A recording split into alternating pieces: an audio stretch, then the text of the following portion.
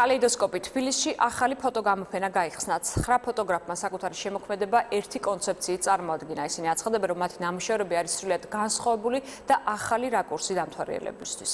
ნათია ბერძული იმყოფებოდა ექსპოზიციაზე. ყველაზე ლოგიკური სათაური იქნებოდა, რომ დამეწერა დღე, რიცხვი და საათი. და პატარაზე მიმეწერა, თქვა დღიური იმ დღის. აი ეს შეკრავდა. მოკლე სათაური ვერ მოერეოდა. ისტორია, რომელიც სათაურში არ ჩაეტია, თათია შავგულიძემ 2013 წლის ზამთარში ლისის ტბაზე გადაიღო. ეს ის იშვიათი შემთხვევა იყო, როცა დასამახსოვრებელი კადრი წინასწარ დაგეგმილი ფოტოსესიის დროს აღმოაჩინა. გაყინულ ტბაზე ველოსიპედებით მოსრიალე ბავშვები და მათი ნაკვალევი მაშინ მის ფოტოობიექტივში მოხვდა. ახლა კი ამ და კიდევ 9 უსათაურო ფოტოისტორიას დამთვალიერებელი გამოფენაზე ნახავს. კადრებია, რომელიც იმ მომენტში დავინახე, აი ეს ცალ-ცალკე ფოტოებია, ცალ-ცალკე ისტორიებით. უბრალოდ ისტორიებითაც არა, მაგრამ შეიძლება ყველაფრის საკუთარი ინტერპრეტაცია, ყველაფერს მისცე თავისი ინტერპრეტაცია. საკუთარ დანახულს დამთვალიერებელს კიდევ 8 ავტორი გაუზიარებს. ალექსანდრე მაღლაკელიძემ ექსპოზიციისთვის ერთგვარი ფოტოდღიური შეარჩია. ყოფილი გამომცემლობის შენობაში ახალ პროექტზე მუშაობისას ეს სერია თავად 60-იანი წლების შენობამ შთააგონა.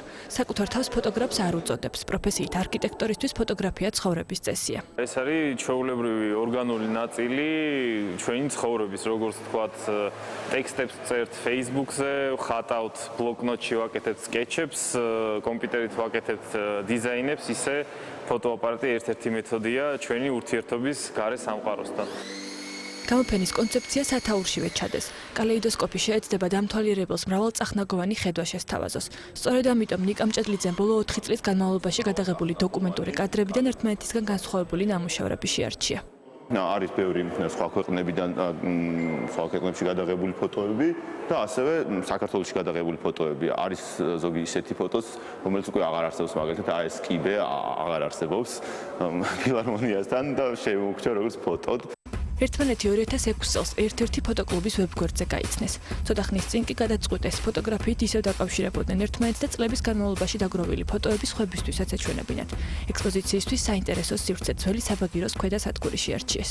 გადავწყვეტეთ, რომ გაგვეკეთებია გამოფენა, რომ ჩვენი თავი გამოგვაფხიზლები ჩვენი პოტენციალი, რომელიც გვაქვს, უბრალოდ ერთი დღე მაინც გამოგვეჩინა. აი ესე ორგანულად გადაება უკვე ამ შენობას ყველაფერი, იმიტომ რომ როგორც ჩვენ გამოფხიზლდებით ერთი დღით და მოვაწყობთ თუ რამდენიმე დღით და მოვაწყობთ ამ ფოტოგამოფენას, ესევე გამოვაფხიზლებთ ამ შენობას. მივიწყებულ ინტერესებს, მისწრაფებებს, ნაცნობ და საყვარელ ადგილებს ამ სივრცეში კალეიდოსკოპიდან ახლებურად კიდევ ერთი დღე დაგანახებენ. გამოფენა რუსთაველის 52-ში საღამოს 9 საათამდე გაგრძელდება.